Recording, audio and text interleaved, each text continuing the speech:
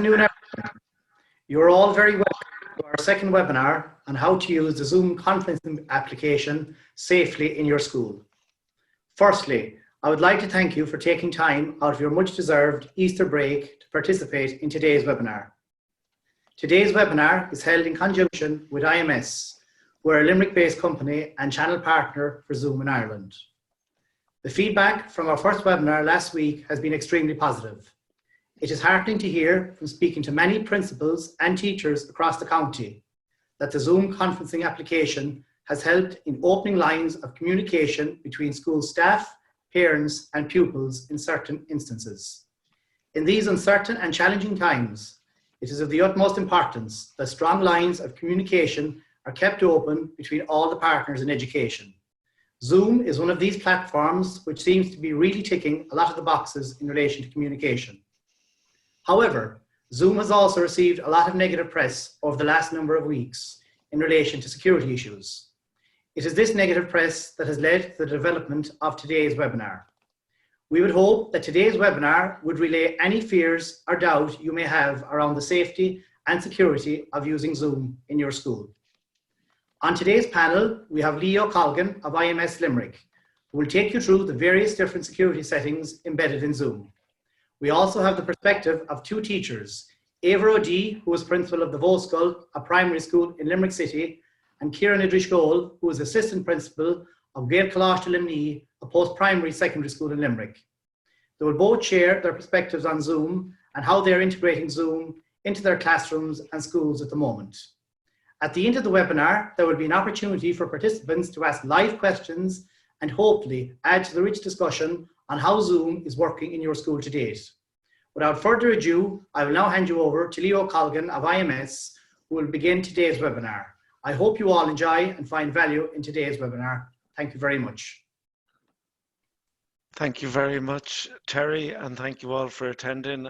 We just ran a poll there, and it's interesting to note that the majority of you today did not attend the first education webinar, so we will have a look at Zoom and in a little bit more detail the basic features today as well.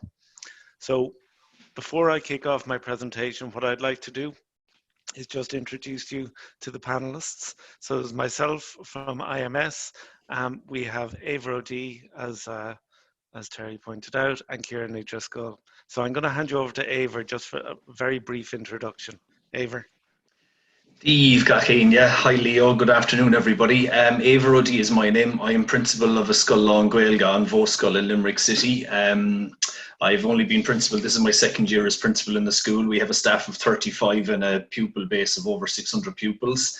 Huge staff obviously with a wide variety of experience. I'm not an expert in Zoom. I'm like every other teacher and every other principal in the country at the moment, just feeling my way around all the various platforms, and I'm here to share my experience with you. Thanks, Ava. Kira. Diva Corda. My name is Kieran Idrishgold and I'm a teacher. I teach chemistry and science in Gael Colosh Limni.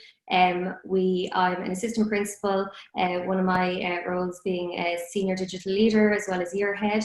And we are a one-to-one iPad school. Again, like Ava, I'm new to using Zoom, and today I'm going to share my experience so far. Thanks for having me. Thanks very much, Kira. Okay, so let's kick on.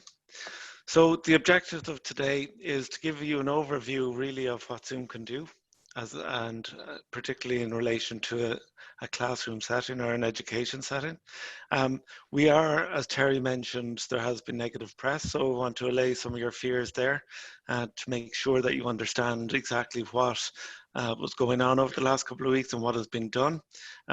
Also around the area of GDPR and privacy policy, Zoom have come out very strongly for schools and privacy policy in recent weeks as well. And then we'll demonstrate some of the security features that have been added and a couple of the advanced security features as well. So IMS, for those of you who weren't here the first day, IMS, we're a company in Limerick. We offer managed broadband solutions and solutions in the education hospitality arena. We came to use Zoom a couple of years ago as a tool internally in our organization, and then we've rolled it out to our clients over the last couple of years and become a Zoom channel partner, because basically the way it has changed the way we work in recent years. We've cut down hugely on travel, and we've cut down hugely on wasted time, but holding meetings, even internal meetings. And when this crisis began, a lot of our clients closed their doors, for want of a better term, temporarily, and we decided that Zoom was a way that we could help. We could help people work from remote, namely our clients.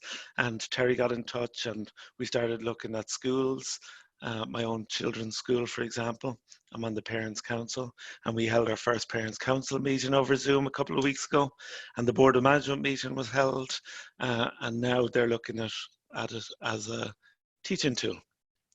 So what we want to do today is to demonstrate the potential of Zoom, to show how we can set up Zoom securely, what the best practice is, and to enable you guys to avail of the Zoom offer that Zoom have made available to us to give you. So I guess it's a good way of kicking off, just to allay any fears about charging or licenses and having to pay for anything. I want to reassure everyone that this is really Zoom coming together with IMS to help everyone through this crisis. So that to that end, we're offering free licenses for all in the education sector for 6 months. We will set up every school with Zoom that wants to be set up. We will show teachers how to, for example, in a primary setting, record lessons and send to students to other platforms, such as Aladdin. We will show teachers how to integrate Zoom with platforms they may already be using, for example, Teams and Google Classroom, and there's a lot of confusion around that. Which is the best? We're going to show you that a combination is the way to go. And we will also show your teachers in follow-up webinars how to use Zoom to teach live lessons. So today really is just to allay your security issues and to share with you the direction we're going in. So just to put it in context, the security issues in the media, you'll have heard people jumping into meetings that they weren't invited to. Zoom bombing is a new word I'm sure none of you heard before the last couple of weeks. But just to put it in some context, Zoom have grown from 10 million users to in excess of 200 million users in the space of 3 months. In the whole of 2019, Zoom added 1.19 million new users. In the first month of 2020, they added 2.22 million users. And now they're in excess of 200 million users. So a company of that scale, to scale up that quickly, there were always going to be issues that materialized in the scale of the usage that never materialized before in corporate environments, because people just didn't know about Zoom. So the main things that have been done is waiting rooms and passwords. The waiting room, when you join a Zoom meeting, it's very important that you have a waiting room so that only the invited get to join the meeting. And that was not set on as default, but it was in a background setting. That's now changed to a default setting. And likewise, passwords. To add security, you can add a password. And again, that wasn't a default setting, and now Zoom have made it a default setting. So you can see here on the right-hand side, I'm scheduling a Zoom upskill meeting with Shane. And here I get a meeting ID and a password. So that's how everyone will see a Zoom meeting that they've been invited to. So the Zoom reaction to people basically trying to hack into meetings, they've reacted very quickly.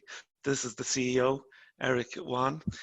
He's holding a weekly webinar where you can ask him questions directly. They've effectively addressed all the security concerns. They've changed the default settings. They've changed basic features within the meeting. They've made the meeting ID, that number you saw, invisible. They've added an additional security icon in the meeting, and they've even gone to the extent of publishing a white paper on security, which you'll find on the Zoom website. So they really have, for a company that size, they have taken these steps that would normally take months to run through a company of that size. They've taken steps in a matter of days. You can see here that one of the concerns here is what will happen when you're trying to control a meeting.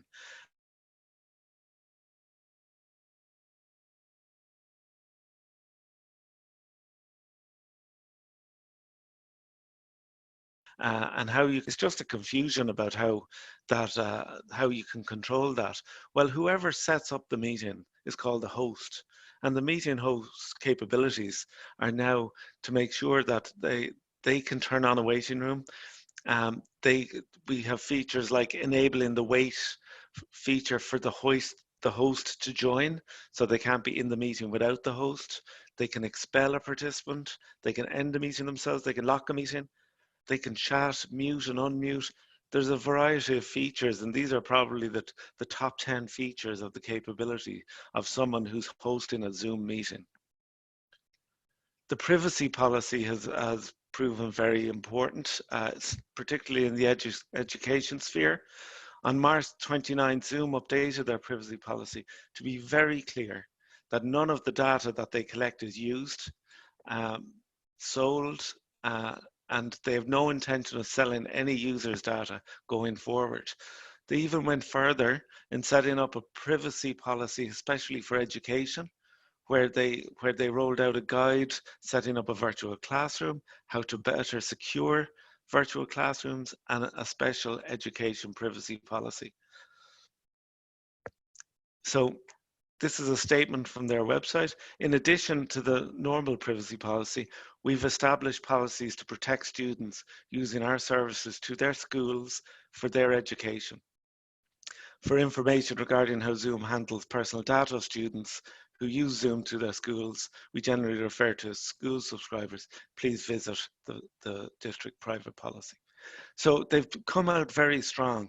And I guess part of our role here today is to assure everyone that when you're setting up Zoom in your school, if you choose to, that IMS are there to help set up the original infrastructure for you guys so that everything is set up correctly and everything is set up securely. One of the issues around the security and privacy was some teachers going on a solo run where they'd just set up a free account and then they would start teaching. And this really was before, this is why these issues occurred. So it's very important that we put a proper structure on this. So a lot of you guys are here for the first time today, so we're just going to go very quickly back through what is Zoom and what it's used for. So Zoom really is a meeting tool for video conferencing, and its uses vary. One-to-one meetings, staff meetings. My children's school are now having all their staff meetings on Zoom, SEN meetings, board of management meetings, meetings with other principals in the future, committee meetings, parents association meetings. The list pretty much is endless. In recent times, I'm sure you've all heard of parties on Zoom and family catch-ups and quizzes, and it's taken on a whole new realm. But for essentially, these are the uses we would see in the education sector. And then going on to record meetings, how you can record a meeting. So a teacher can actually hold a class, record it, and send it out on a platform through Google Classroom or through Microsoft Teams. Pre-recorded meetings and ultimately live teaching. You will have heard as well of Zoom rooms and Zoom webinars. Well, you're in a Zoom webinar right now, so you can only see the panelists. In a Zoom meeting, you will be able to see everyone. So in a Zoom webinar, you only see the panelists and none of us see any of you. And all you guys are muted and with cameras off. So all we're seeing is the panel and the content on the screen. And that's a webinar, and they're ideal for pushing out a message, ideal for third level education, where lecturers are just delivering a lecture to a bigger audience. So why use Zoom? And one of the other things that came up was that certain schools had gone down the road of using Teams or gone down the road of using Google Classroom, and they were loath to actually restart the process. Well, the good news is you don't have to, because Zoom integrates with Google and it integrates with Teams. So I'll show you briefly in a couple of minutes how that works, but it is fully integrated with other systems. Even Skype has an integration tool for Zoom. It's the industry leader for online teaching. The audio and video is what set it apart from the others. The others have their strengths, but Zoom audio and video and quality set it apart. It's very easy to join, as you will have seen from joining this webinar. It's one click to join. And this is very important. It requires lower bandwidth than the other video conferencing facilities, such as Skype and Teams. And that is something to consider. And lastly, it's very highly supported. There's great resource on the Zoom website. There's great tutorials, online tutorials, and support features. So another reason, I guess, is because it is top of the charts. Zoom is top of the app charts at the moment. And the reason being is because of how easy it is to actually use, how easy it is to manage a meeting. In this case, how easy it is to teach and control, easy for teachers, and pupils aren't going to get away with it. It's easy for them as well. So one of the things that we didn't cover in the first webinar and that I want to touch on briefly here is the integration, because a lot of principals are concerned that they've gone down the road of using Teams, or their IT people are using Teams in the school already, or Google, and as I mentioned before, they're loath to reinvent the wheel. But the good news is there's no need to. You can integrate Teams and Zoom. So this is we do that in IMS. We use Teams, but if you notice here, I have Zoom on the left of my Teams window. When I click on here, I see my Zoom screen. So it's fully integrated, really easily installed, and can be rolled out with your Teams if you're using Teams in the school. So very useful. And then you can use the other features of Teams, but where video conferencing and online teaching, Zoom is the best tool. Same with Zoom or Google Classroom. We'll send out this presentation, and there's some really good links that you'll see when you have the question Zoom or Google. Well, we say Zoom and Google. So we say use both. And this is just an example in Google Classroom of where you just add in a Zoom link and you use all the features of Google Classroom and all the collaborative tools of Google, and then you just insert the link and then away you go. So again, these are the sort of features that we'll get in depth with your teachers. When we come to, for any school that adopts Zoom, we will then train up their teachers in a specific webinar, a specific workshop to show them how to use this very, very clearly and very easily. So once you're up and running with Zoom, you can work anywhere with anyone or on any device. It's all encompassing. Start or join a video meeting on the go, again from any device, and see what is shared on the screen from any device. So kids can be on phones, iPads, mini iPads, laptops, PCs, desktops, doesn't matter. As long as they have a screen, they'll be able to connect to Zoom. So just in terms of scheduling the meeting, when you have Zoom on your desktop, this is what the window looks like. And it's very, very simple window. In this case, we're just going to schedule a meeting. And here, Leo's virtual coffee, which is a meeting that happened earlier for 30 minutes.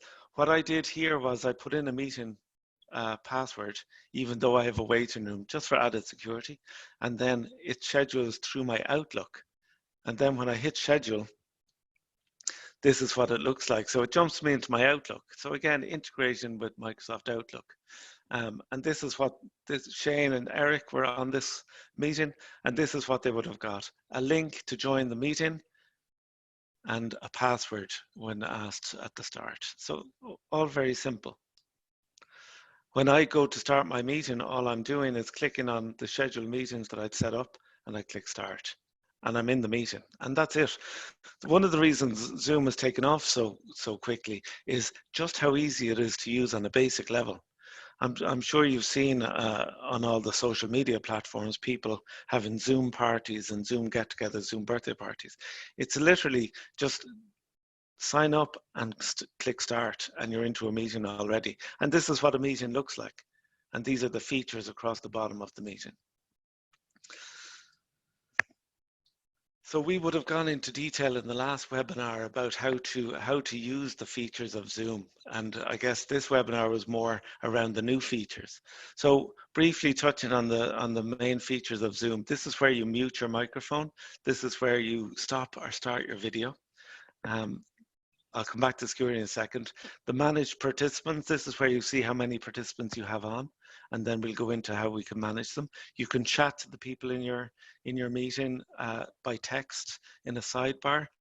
You can share your screen, which is probably the biggest teaching tool and the most popular thing to do when using it for online education. And you can record your meeting.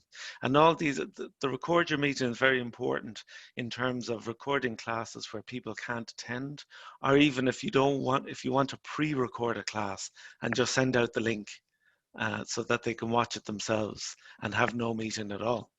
That's possible. Another area is breakout rooms, and this is really one of the features that makes Zoom the best for teaching.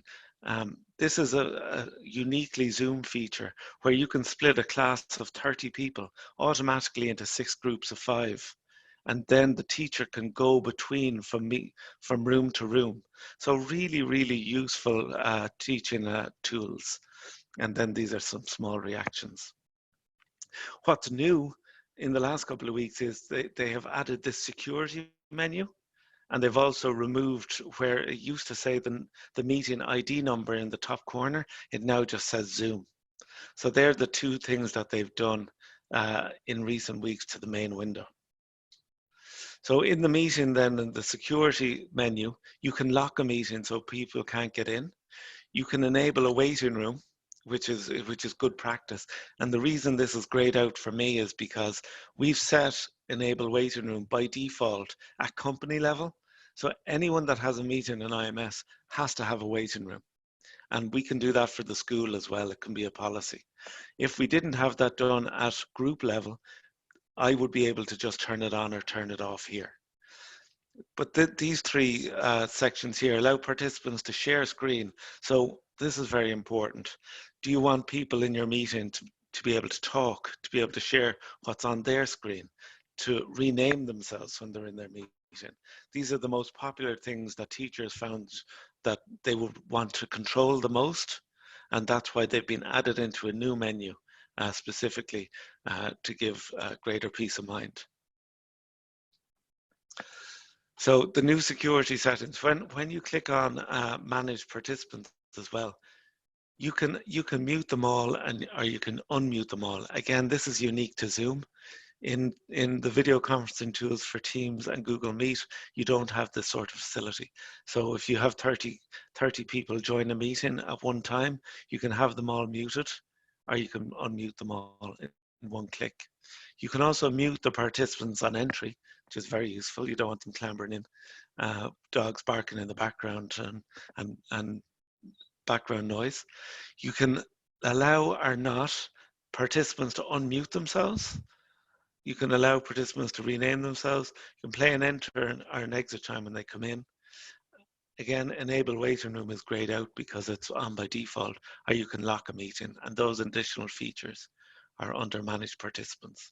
So managing the participants, these features are very suited for teachers. Managing participants, waiting rooms, audio video controls and sharing controls. These are all tools for teaching. So to hone in a little bit on the teaching tool, Zoom as a teaching tool then. This is another area of concern, and again, we've taken feedback from the first webinar. Virtual backgrounds. Teachers don't want kids seeing their house, seeing their living room, or wherever they're teaching from. So you can add a virtual background. So we've got a couple of virtual backgrounds here. You'll find it beside the arrow, beside stop or start video. and you'll see choose virtual background. And then you get to choose a default picture, or you can upload your own picture. So Shane here, you'll see, has the Cliffs of Moher, looking particularly colourful behind him. And Earl here has a Manhattan style loft apartment behind him. I can assure you, Shane wasn't at the Cliffs, and Earl definitely wasn't in Manhattan. So that's to give you an idea, and that's one of the feedback we got from teachers afraid to show their living surroundings. And then managing the participants. This is how the waiting room works. So in this instance, I'm in a meeting on my own, and I've enabled the waiting room, and one person is waiting. So Patrick is waiting here, and I can do several things. I can message Patrick to say, give me another couple of minutes. I can admit him and he joins the meeting, or I can remove him if he's unwanted.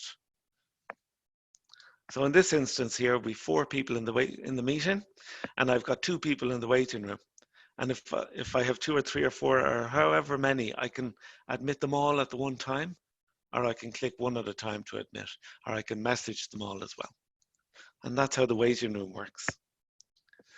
Then the audio controls, very important. You can mute everyone and you can unmute everyone. So in the first example, everyone is muted except me, and I'm called the host. In the second example, everyone is unmuted. And then in the third example, I've muted some and unmuted the others. So the audio controls is very important. The video controls are very important. So in this instance, I'm in a meeting here with several, and I see Shane Dinich doesn't have his video on.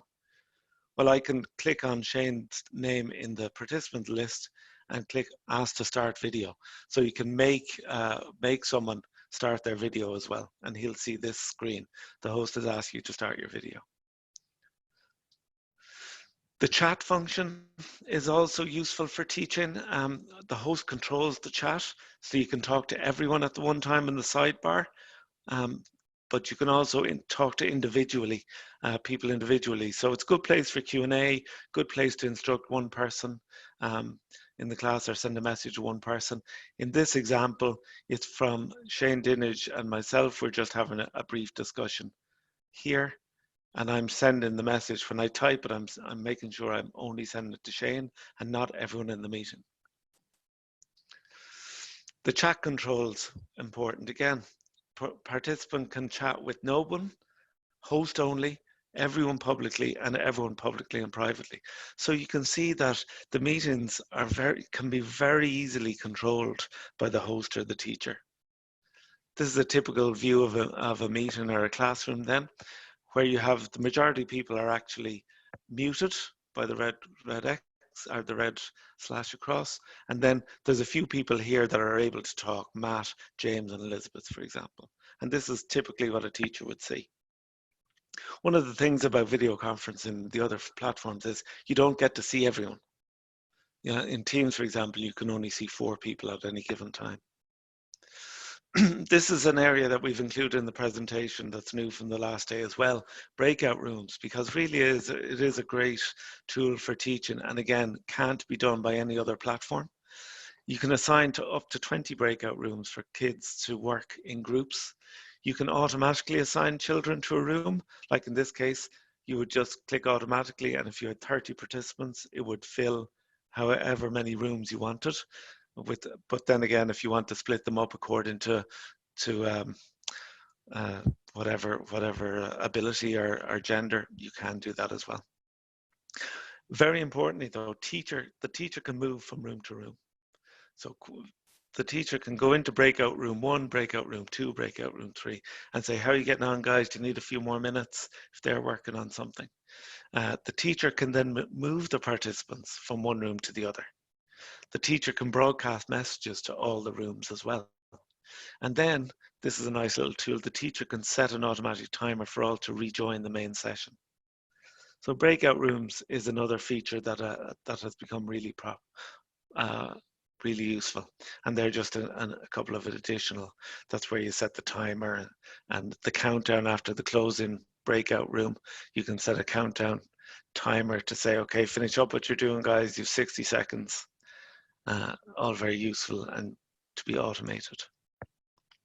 So then this is a typical meeting view. When I have meetings, I have my participants on the right-hand side. I have a bit of a group chat going on the right-hand side. I've got some people without video, some people with video. All of them are muted.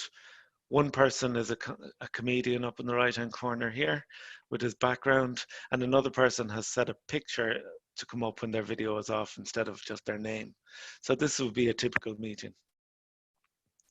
And then I can make sure that it's just me as the teacher that is the main screen, and all the others are up on top. And I can rename myself, so from Leo to the teacher. And also I can right click on any participant, and there's some shortcuts here to rename, chat directly, stop their video. I can also make someone the host if I have to leave. You can make someone, put someone in charge until you come back. Nice little feature as well. You can put them back into the waiting room if need be. So screen sharing, I guess screen sharing is probably one of the most popular elements of using Zoom as a tool. And you can share anything from your screen.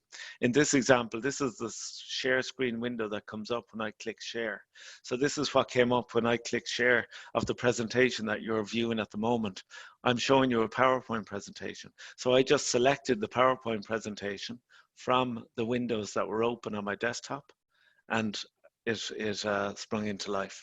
So very popular would be YouTube clips, Word documents, and also the whiteboard. You can share a whiteboard that you can write on. And again, for those of you who attended the first day webinar, we extensively looked at how to use the whiteboard and how to share iPad as well. And those features we can show again. There'll be future webinars that we'll show in more detail. So sharing, again, controlling the share is very important, and you can make sure that all your users don't try and share screens at the same time, and you can even say no, only the host can share the screen. So again, you have full control over the sharing tool as well. So just briefly then, this is your window in Zoom, and you can click on settings here. And when you click on settings, there's just some basic settings like you can choose, like you can do your virtual background in here. You can change your chat settings, your recording settings, and various things like that. So very useful when you're setting up to use Zoom first.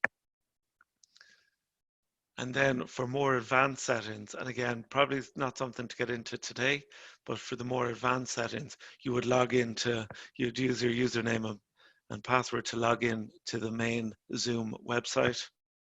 And this is where you could actually change all your default settings. And this is something that we will do for every school, that we'll set up the main account with the principal or a nominated person as the main contact, and then add all the teachers into the main account. And we'd agree default settings for the education sphere. So that's enough from me for the moment. What I'm going to do is, at this point, I think it'd be useful to run another poll, Shane. So if you can line up another poll. And Ava is going to talk about just his experiences of using Zoom from a primary school perspective and how he got into Zoom. So I'm going to hand you over to Ava for the moment. Thank you.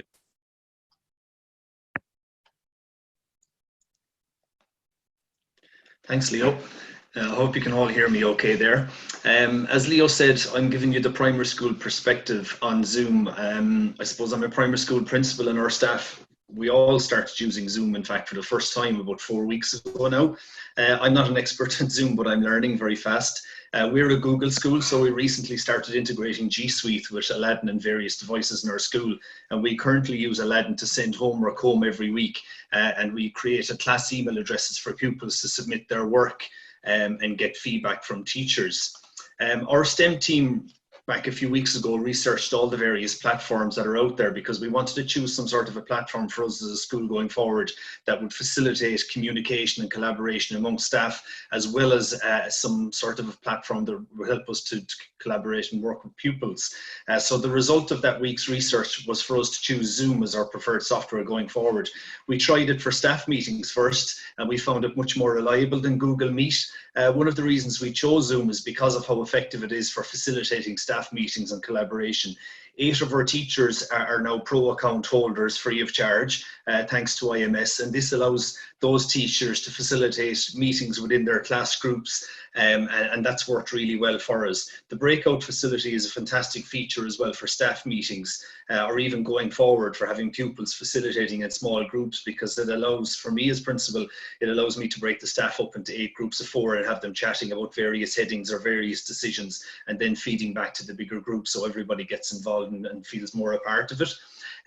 Zoom is also handy in that it facilitates over 100 people online at any one time in a meeting or a class, so this could prove very useful for us going forward if we decide to go live with our 86 class pupils, for example.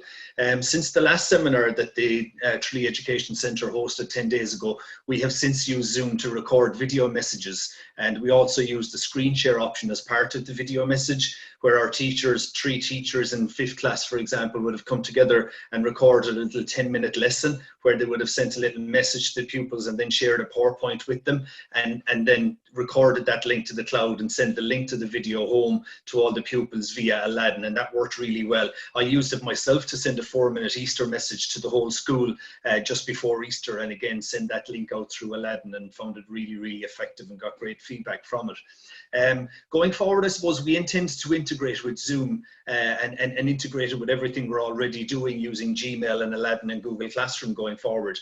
For now, it's going to be used for staff meetings and for recorded lessons and messages. We can either use the pupil's school Gmail address then, or the parents' emails going forward if we choose to go live, as this will give us the security we need. We will use the security steps Leo outlined there earlier on, and only allow registered users into the lesson, so we can't be Zoom bombed, as it were.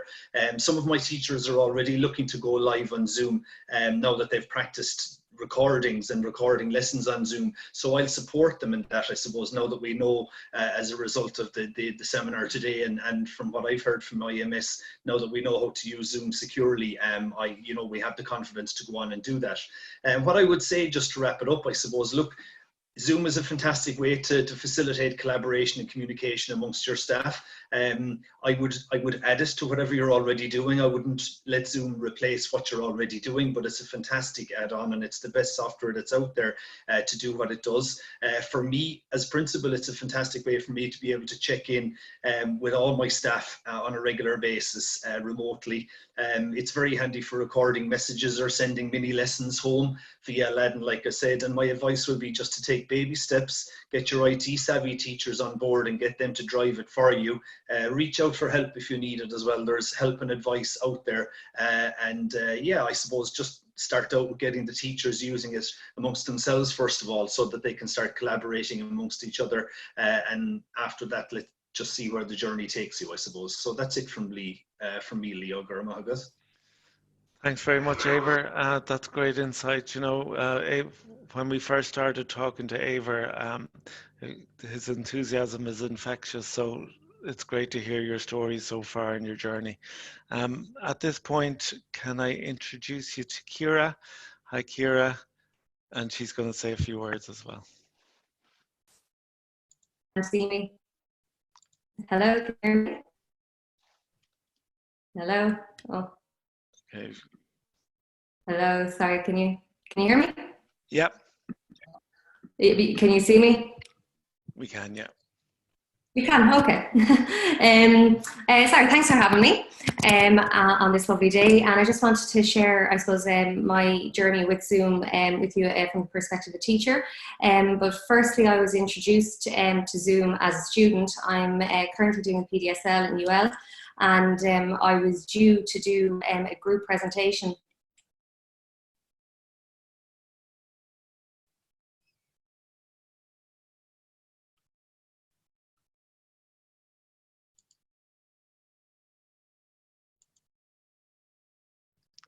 We've lost Kira there for a minute.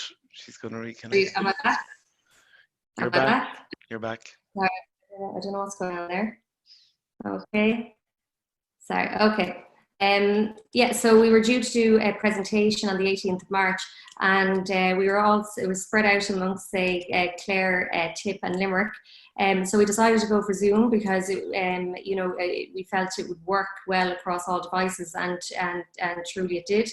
So we were able to collaborate and work together for hours, and which culminated in the presentation on the 18th. So going for there, it was, I had decided that I was going to do my live classes using Zoom. And I suppose at the beginning, I had to make the decision about what I'd be able to manage. And I felt that I wouldn't be able to do live classes with all of my classes because I have small children at home, etc. So I opted to pre-record my junior cert classes, and we use Google Classroom. So with activities and feedback, etc., that kind of workflow for junior cycle. And for senior cycle then, for my chemistry classes, I decided to kind of go with the live classes using Zoom and the flipped classroom model. So we have 3 classes a week, say chemistry, and I said we'd meet once a week for, say, the double, which would be an hour and a half. And then for the other 2 classes, we scheduled in sort of work where they would familiarise themselves with the content. And then for the double, we would go through problem solving together, exam papers and so forth. So that was working really, really well. We found that Zoom worked really well. It worked sort of immediately. I was able to see the students. I was able to get their reactions. I was able to ask them questions, and that worked really, really well. There was another platform, because we are Google Classroom as well, the Google Hangouts was another platform that was being used in the school. So for fairness, I tried both out, and both myself and the students were just very happy with Zoom. We felt it was very reliable. We felt it was quick to join. I, as a teacher, had a lot more control, where I could sort of mute the students and so forth. And also the recording capability was excellent as well. Now the video and the audio as well, the quality was great. But I suppose most importantly, it was just the communication piece there before the content. It was just, for me as a teacher, being able to see my students, speak to my students, and really kind of chat to them about where they are. We spent a lot of the kind of beginning of first 5-10 minutes kind of going through basic questions about how they're getting on, and their concerns for 5th and 6th year about the uncertainty. And that's very powerful for both the pupils, I think, and the teacher, just to feel like we were connecting. So that was very, very important. And then going forward, planning forward now for after Easter, I suppose I'd like to broaden the scope to my junior cycle classes. And I suppose what I'm planning now is sort of looking at the difference in 2 different beasts, as everyone knows, the junior cycle and the senior cycle. And junior cycle, there's an awful lot of, it's active learning, group activities, teamwork, debates, discussions, and very little teacher talk. So that is, that takes a lot of planning when we're going into the virtual realm. And I think that the breakout rooms will be key to have success in this and to plan this. And I think it'll be really powerful for students to connect like that as a class again, and to learn from one another socially. And to, we all live in a bubble now of the same people that we talk to all the time, be it through your WhatsApp, your social media. And I think it'd be brilliant to get the students together to do that. And then also for the staff meetings, I think the breakout rooms would be fantastic. I suppose we have a very limited amount of time with our students when we have them online and with our staff. And I suppose we have to kind of plan that time very, very carefully. And the features within this product give a lot more scope, I feel, than maybe other platforms. That's my experience so far. Great, thank you very much, Kira. That's it's great to get another insight into what it's like in the trenches. At this point, guys, I'm going to invite you to raise your hand if you'd like to speak from the audience, or else put in a question into the Q&A. Throughout the presentation, we've had some really interesting questions so far. So at this point, Shane is going to join us here on the panel, and Shane's going to moderate the Q&A. Hi, Shane. Hi guys, how are you doing? Just following along here. It's really interesting discussion. Great stuff. So So you've had some questions coming in? Yeah, we've been busy answering questions, some really good questions coming through from the audience.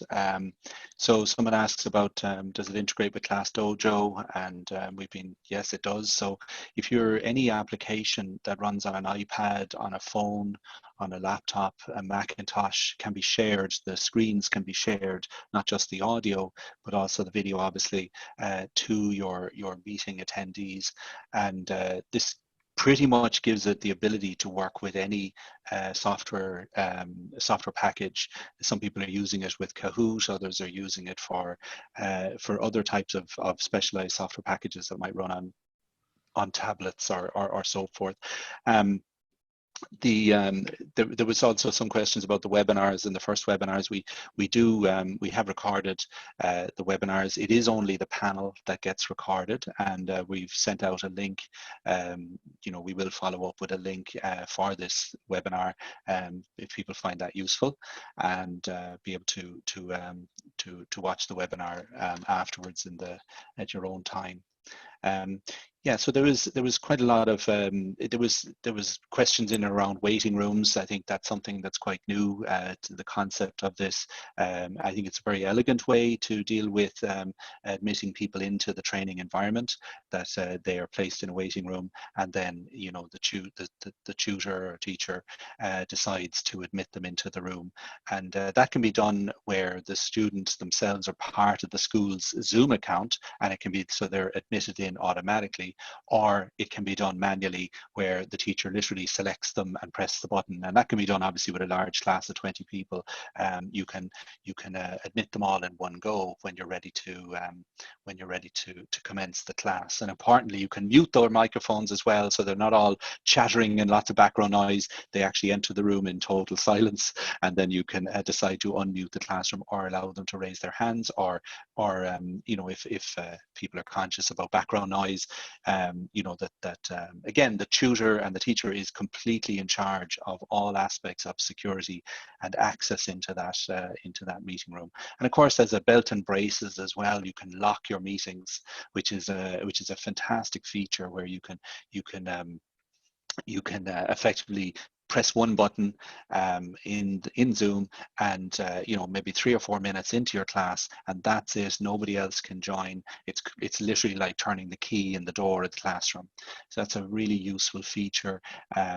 When you see things that are going on in the press about issues around Zoom bombing and things like that, it is in relation to basically these simple security features not being turned on, and the idea here is to show people how to do that. I'm actually just going to pop up a little poll here again, which was something where there are steps that you can take to learn Zoom, and the best way is to use it probably not in a classroom environment, but just having a staff meeting, or just trying it out with 3 or 4 people, maybe talking about the next sports event or the next training timetable or whatever. So building up your experience with Zoom in those environments. So I'm just going to actually just push out a little poll there, because there are people out there that are afraid of using Zoom and afraid of using video conferencing in general. It's not just about Zoom. It's a step-by-step approach. I think Ava mentioned earlier, and Kira, that the end game is producing or doing live classroom and live delivery of content in live environments. But there's an awful lot of things that you can do leading up to that situation, such as holding a staff meeting. Try the breakout rooms. I just have a question coming in from Ava. Go ahead, Ava, there. I'm just doing to unmute you. Sorry, can you hear me now? Yeah, I hear you fine. Sorry, I just noticed there one person asked a question about, do you have to have a Gmail address for the pupil to be able to join a lesson or join a meeting? And I don't want people, because Kira's school and my school are both Google schools, That doesn't mean that you have to be a Google school to be part of Zoom. You can have Microsoft or any other platform as well. But just you might clarify, because you're obviously more knowledgeable on this than I am, in terms of the security aspect, because we have two choices going forward. If we want to work live with Zoom, we can use the pupils' Gmail address, their school address, like Kira probably does with the secondary school pupils, or we can register the students' parents' email address to the pupil's name, so that when we run live lessons with the pupils, then the extra security is you're only allowing in to that lesson people who have already registered their email address. Isn't that correct? And that gives you extra security? Absolutely, and it's an extra. These are capabilities within the Zoom platform that you can import your students' email addresses. These can be, you know, if they're under the age of where this consent is required, you can use, for example, a parent's email address. But once though that list is imported in, only those users will be allowed to access not just the recordings, but also access into the meeting rooms and bypass the waiting room. And you can actually have it so that you can still insist on having a waiting room and do that. So there's loads of belts and braces that, and this is something which many people just don't know, Eivor, about within Zoom. Amazing control. There was someone asking there, can you organize to have multiple hosts? The host is really the controller of the meeting, and yes, you can have multiple hosts, and those hosts have the ability to do things like, for example, share a screen. So in my meetings, I withdraw access. I remove the access from my participants' ability to share a screen. Sharing a screen during my class is not allowed. So what happens is I withdraw that ability, and only hosts and co-hosts can share. And that again raises the security level higher and puts it where it's just the teacher showing the content. And again, when you see in the papers are people that are not turning on those features.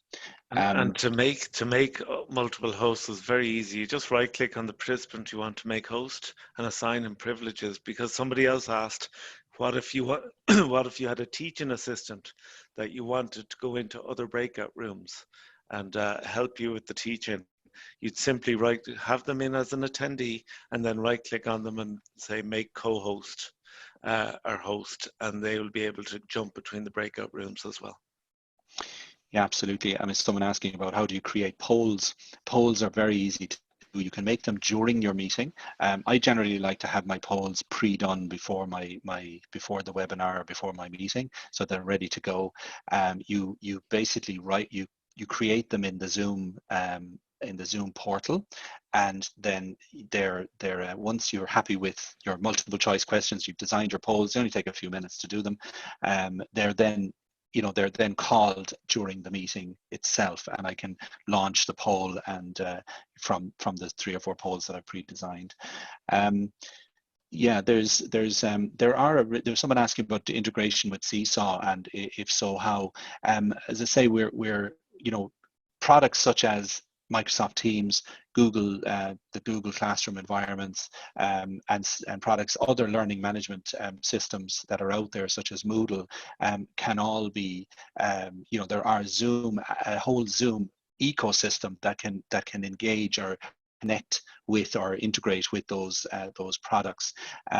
So for example, you could even have a paid webinar, for example, on Zoom. There's a tool there that you can add, and it basically integrates with PayPal. Not that many people here would be doing that, or maybe you would. So with things like Seesaw, again, you can always share the screen content and share the audio.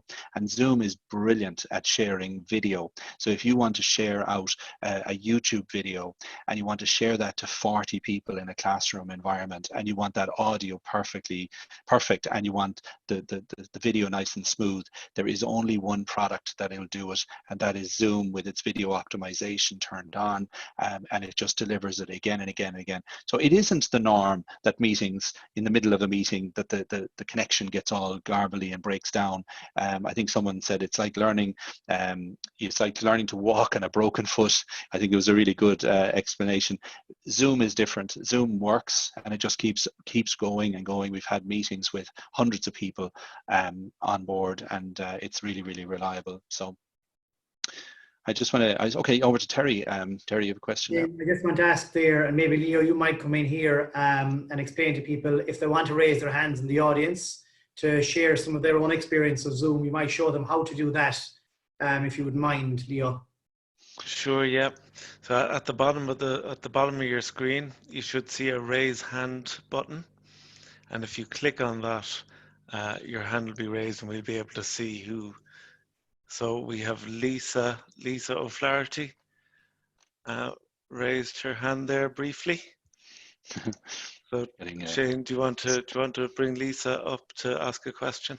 Yeah, no problem. So what I'm doing is I'm going down along the list of attendees. Lisa has Lisa O'Flaherty. I can click a button that say allow to talk. So Lisa, you're live on the stage. If you'd like to, can you have a question? Hello. Hi, Lisa. Hi. No, I was just practicing. Sorry. Very good. But that's exactly what you should do. That's exactly what you should do, Lisa, because this is what Zoom is about. And it was just leading back to the thing I was making, the point I was making a minute ago. This is the environment where, you know, teachers should be learning and trying out this technology. So it's quite overwhelming, obviously, with all the other things that are going on. Have you used Zoom before, Lisa? Yeah, I teach for Hibernia, and we've started using it to deliver programs. So yeah, I've taught before, but I'm working for Tralee Education Centre to give a course there. I've written a course for distance learning. So obviously Zoom will be part of what I'll be delivering as well. But you know, for primary teachers, there's a whole bucket out there of stuff.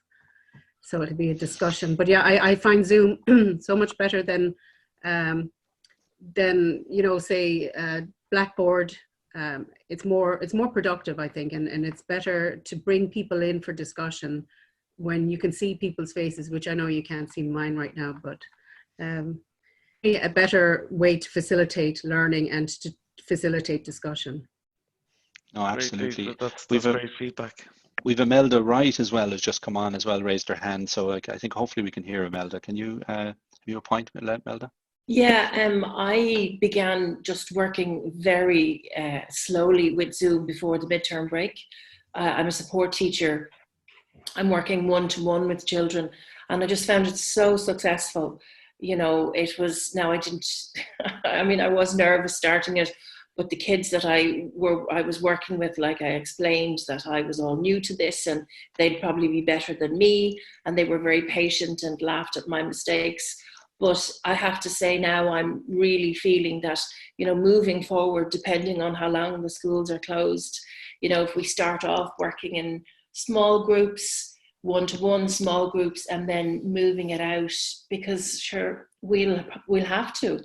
We don't have any choice if we're sitting at home until the end of June. Now, we'd love to be back before that, but realistically, we don't know what will happen.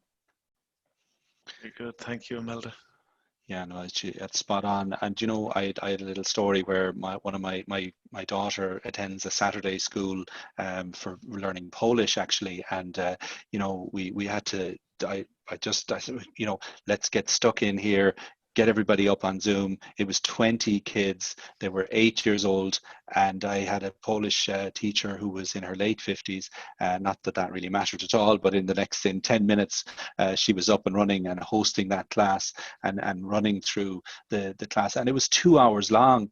And, you know, that's just not for the faint-hearted, you know, but I was so impressed with that. And again, that was something which is worth, everybody has a story around this. But again, security, I think it's so important that you know, the facts are separated from the fiction. You know, that security, Zoom is safe as long as you do things like put in waiting rooms and lock the meetings and put in those security and have passwords around your, and this is our mission, is to impart this knowledge to others. And I'd say get stuck in and try it out and use it. It works, and it's super reliable.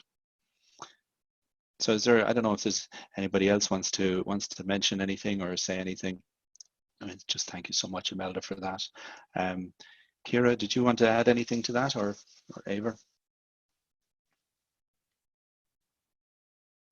No, but just, I mean, everything that's been said there, I think it's just giving a shot again. I mean, a lot of people are using it, as you mentioned before, for family meetups and things like that. So you'll probably find that an awful lot of teachers have a lot more experience with it when they come back from Easter. It's just about giving it the lens of teaching and learning, and sort of scaffolding that. And I do think that has been mentioned before, Gabriel mentioned before, I think the best place to do that is in staff meetings, and to use all of those functions and pods and breakout rooms, and then teachers will, you know, feel more confident to do that themselves. That seems to be the sort of the order in which it goes, sort of top down mostly, I think. Yeah, absolutely. And one of the things as well is that someone's asking here, can I bypass the 40-minute time limit? So there is education licensing.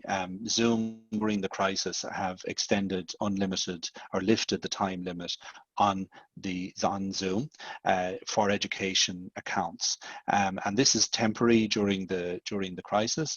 But a basic Zoom account has a 40-minute limit. The education licenses and the pro licenses our education licenses temporarily have got relieved, have the 40-minute time limit lifted, but going into the future, it's our objective to get as many people as possible within an education licensing with Zoom, and in this way have a permanent unlimited environment for that there isn't a time restriction, and to lower the cost, because as people come together and as users come together, we've 6 months to build up these, or to onboard as many people as possible into an education Zoom license environment, that the cost per license absolutely falls through the floor. So, you know, to give an example, a full pro version of Zoom is around 140 euros per year. This goes to 89 or approximately when you're buying education licensing, but you've got to buy 20 at a time. Now, if we can build up a volume here where it's up at you know, several thousand licenses because of schools and organizations pulling together, then we can get the price breaks down to single digits, like 7 or 8 euro type of money. So for the price of a coffee and a sandwich, we can get into that sort of price zone. So it benefits every school that's part of this environment. As I say, we've got 6 months to do this, and you know, if it doesn't work, it doesn't work, but we're going to give it full socks to do that through education, through webinar training, and we really believe that Zoom is the answer, and is part of the overall ecosystem that's available to in education. Shane, maybe I can just direct one of the questions there towards Ava or Kira. You might take this question. What parental consent is required if they accept the link for the meeting? Is that sufficient? Is there parental consent required for accepting the link? Ava or Kira, you might come in on that, or what you've done in your schools.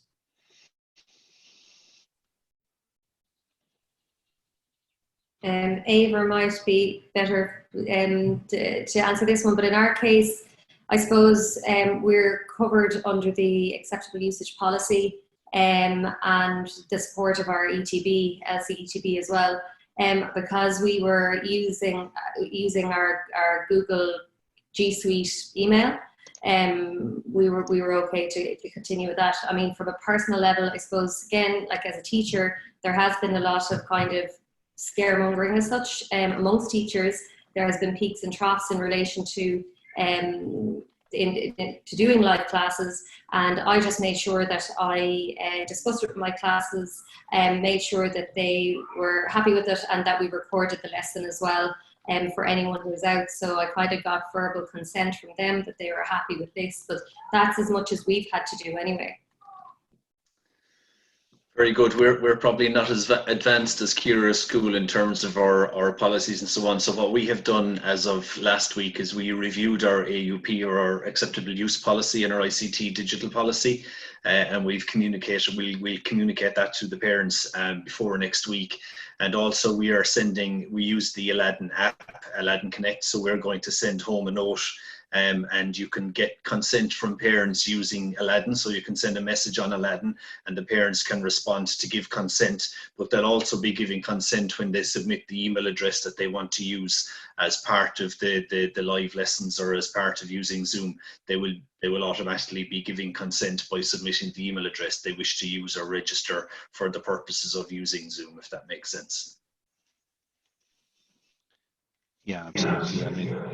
I mean, in terms of with Zoom itself, you know, that there is privacy, the standard privacy terms and conditions with Zoom as for a business account, but also there is an additional set of privacy and privacy terms with education accounts, which is in addition to the first set of privacy rules. So again, we're working with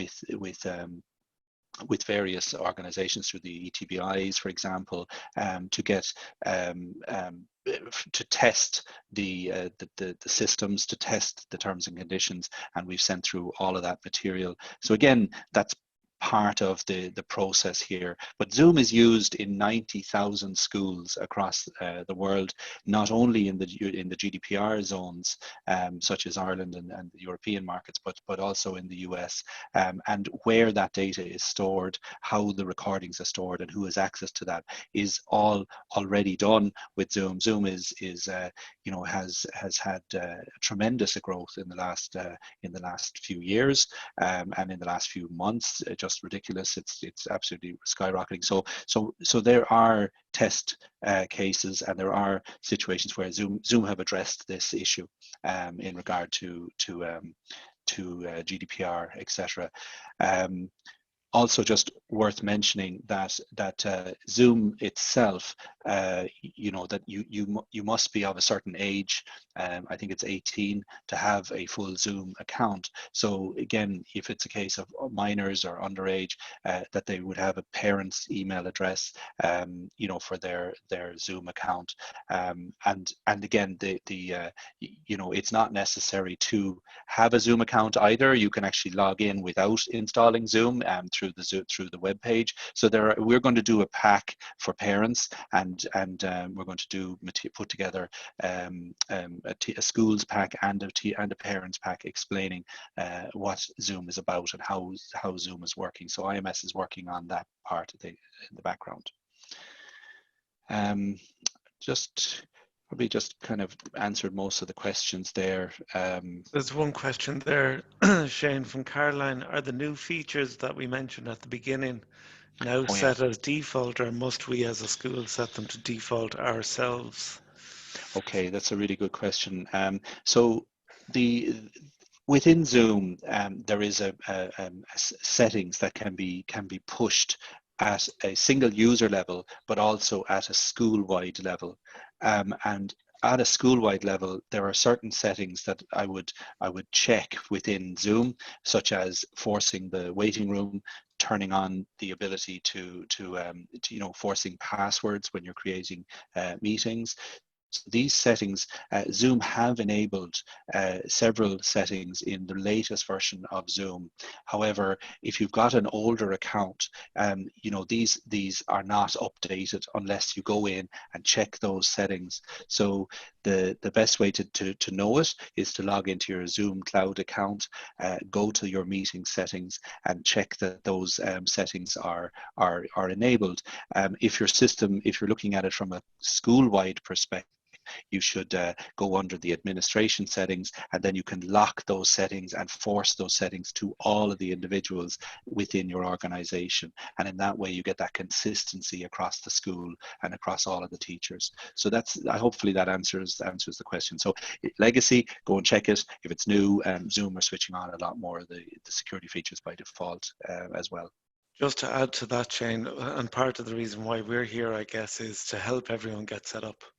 So if you have been using Zoom and you've got free licenses or maybe 1 or 2 pro licenses, contact us. We will get you transferred to education licensing free of charge, and get you guys set up and get all your teachers set up as well. So that applies to everyone who already has Zoom licenses in existence. So there is a feedback form after this event. I'm just conscious about the time as well. We're just running on, we'll run over a little bit. But questions are great that are coming through here, but we're going to have a feedback follow-up email to everybody that attended this webinar with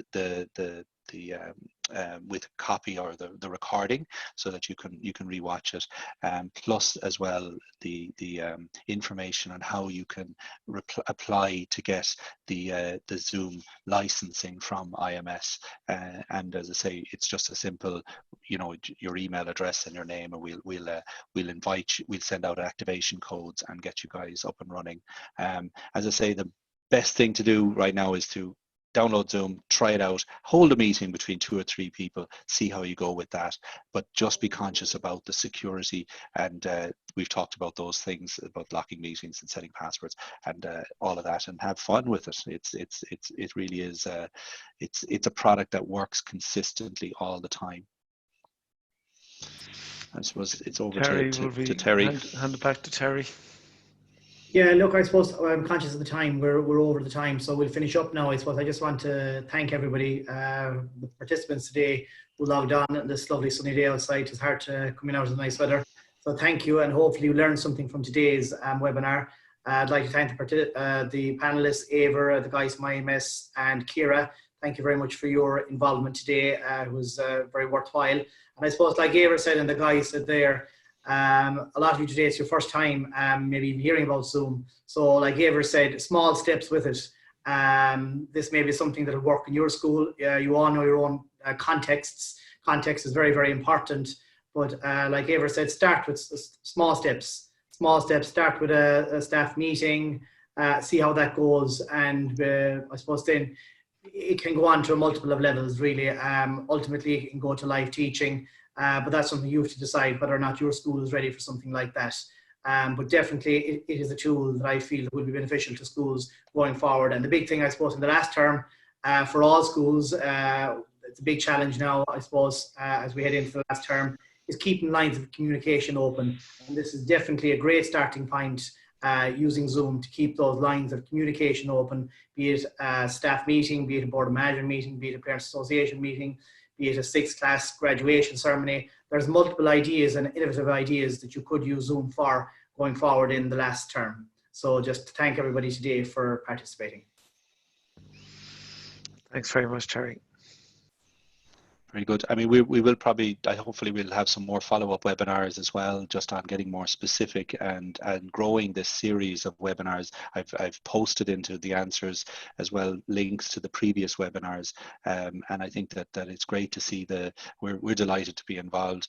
As I say, maybe in the next webinar we can do short how-to demonstrations and how to get backgrounds running like this, and for example, I'll turn off my background so you know that it's just a boring green screen that I have behind me, but it's a great feature. It's not just a gimmick, it's not a toy, because we're conscious about the fact that we're in people's homes.